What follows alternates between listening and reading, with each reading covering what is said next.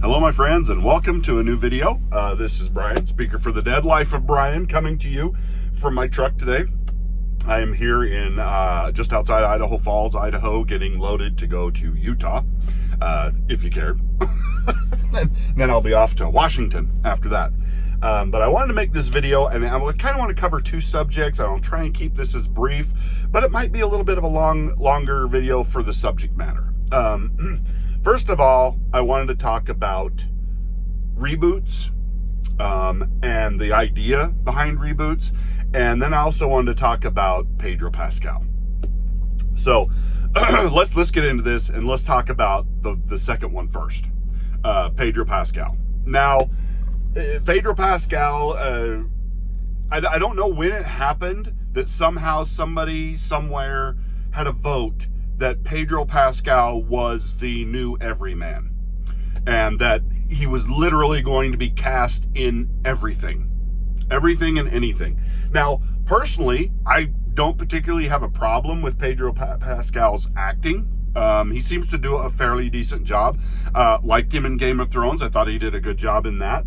I thought he did a good job in The Mandalorian, which I thought was, he seemed to bitch a lot about, I can't nobody see my face. But I thought that was a better gauge of his acting skills, because when you can't see somebody's face and you're not connecting that, you have to depend on that performance. You have to, the vocals count much more. The physical mannerisms, the way you act and stuff like that becomes much more important.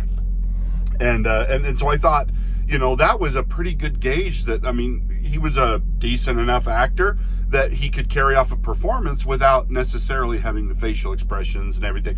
Because it demands something different from you. It's the same thing I think about voice actors, people that go into anime and do bring characters to life, or animated features, or animated characters like James Spader did for Ultron, which I love James Spader, and I think his take and his way of doing Ultron was fantastic. I know a lot of people didn't particularly care for that movie, but I thought he did a fantastic job. But it says something to me when you have that kind of a range as an actor that the only thing you've got to make that performance yours is your voice. And this is James Earl Jones. Creating the character of Darth Vader, because without James Earl Jones' voice, Darth Vader isn't the menacing character that he became for us. Without that voice, he's some lame British guy. If you've ever heard the guy speaking the lines that actually did the physical performance, if they'd have left him as the voice, it would have been like gay, like lame bad, because he just didn't have the vocal range, and he didn't have that gravitas that James Earl Jones always brought to things with his voice. But this idea, I don't hate Pedro Pascal, but I hate what he's becoming. I hate that he's being shoved into everything, and that that he's being modeled as the perfect man, as an emotional, whiny, weirdo kind of person who's like licking lightsabers and doing like creepy stuff, and that somehow, this is what men are supposed to be now. And I just think, ew, what? It's like, but when he's acting, I don't get that. It's like trying to separate those two things, and it's really hard. And I'm getting really tired of him being cast in everything. The same way I feel about Samuel L. Jackson. I just sometimes I wonder, does Hollywood realize that there are other black actors? Just curious. Because I think that it's really unfair for them to do what they do with black actors. It's like, give somebody else a chance. Samuel L. Jackson, he's okay. I don't think he's the best actor. And he's the same person like almost all the time in every like his range is very limited. He plays Mr. Tough stoic black guy in everything he does. He's never anybody else. He never plays a low-key timid. It's like he's never pushed to actually extend his range. And I feel like that's what Pedro Pascal, like it's Pedro Pascal is becoming that for Hispanic actors. You know, it's like, oh, he's going to be in everything because he's Pedro Pascal. And I don't know where he's from, if he's Mexican or, but he's South American, I'm assuming, from somewhere. I don't know. And I don't care, honestly. But I just think there's other actors out there. To give other actors the chance to get out there and do a good job. And that's my biggest problem with what they're doing, is just because there should be more opportunities for other people. And they really just need to stop using him and everything. That's my take on Pedro Pascal. Is like, yeah, once in a while put him in something, but like all the time, every movie, like I don't like it when they do that with any actor, no matter how good they are, because sooner or later, like that you overstrip their range. You know, there's some characters that you wouldn't want playing the Joker. There's some people that you wouldn't want playing Anne Frank, and stuff like that, because they don't fit. Like they're the wrong person for that role. And I just feel like he's being shoehorned into all these. I mean, they had the perfect Reed Richards for Fantastic Four in, I just lost his name. Straczynski. Not Straczynski. The guy from The Office. He played it in Doctor Strange and the Multiverse of Madness. You guys know who I'm talking about. Sorry, my brain's just not, and his name disappeared. He was perfect. He would have been the perfect guy for Fantastic Four. And maybe he saw what they were going to do with it and went, nah, I'm out.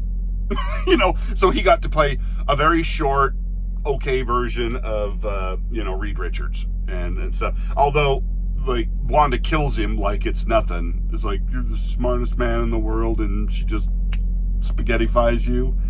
I never even saw that film. I've just seen that clip of how he died, and I'm just like, that is the lamest shit I've ever seen. Pardon my French. People start making now dinner in the beginning. Amen. And so I want to kind of move on, because this ties into the reboot thing. So they're rebooting Fantastic Four. Who gets put in there? Pedro Pascal. They're talking about rebooting Indiana Jones. I've seen pictures of Pedro Pascal being put in as Indiana Jones, because, you know, Indiana Jones, that's a totally Hispanic type name. You know, having that accent isn't going to be a problem with the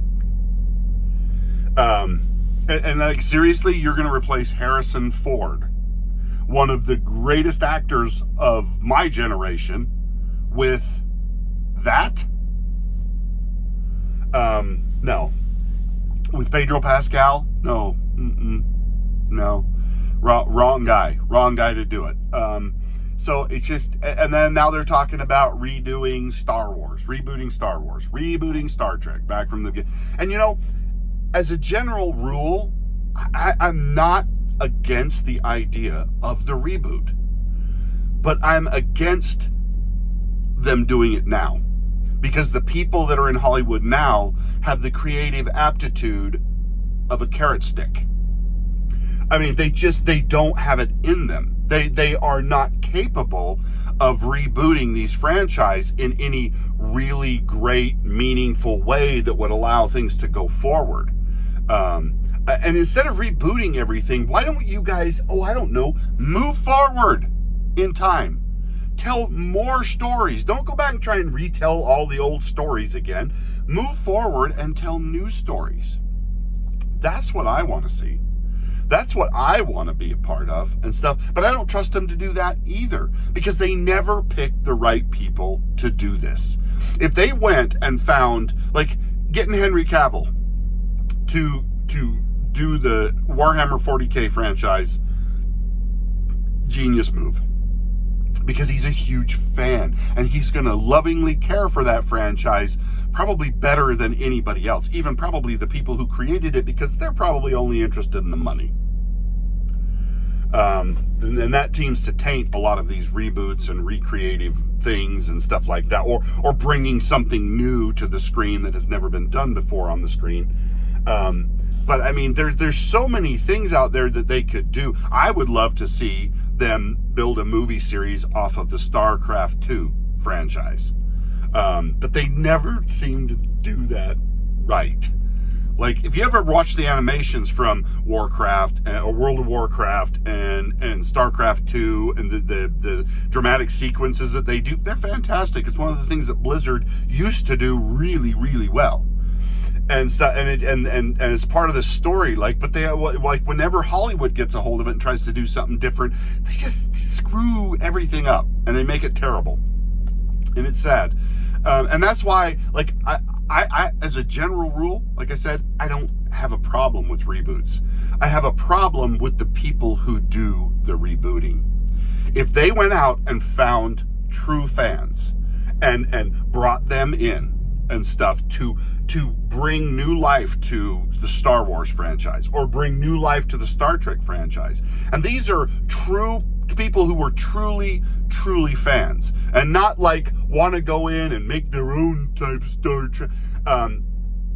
No, I'm talking about people who get the canon, who get where it came from, who get the storylines, who get the characters, and then they're going to take them and they're going to lovingly recreate them or create new characters or whatever to build something great.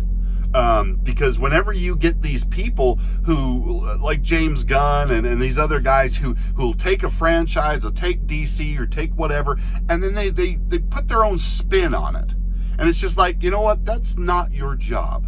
Your job is to further what has already come before. Not to change it, not to alter it. You're not recreating Superman in your image. You're not recreating Captain Kirk in your image. You're not recreating, like, and it's one of the things I hated about when they rebooted Star Trek with the films, in 2008. They took James Kirk and they made him stupid. And they took Spock and they made him just as human as everybody else, which was stupid. Just stupid. Anyway, so let me know what you think. I mean, are you against reboots? Or do you have the same feelings as I do? Like, it's not the worst thing ever if they just, I don't know, had a brain about it. But they don't. And they never seem to do it right. And they bring the wrong people in every single time. Ed, do you want to see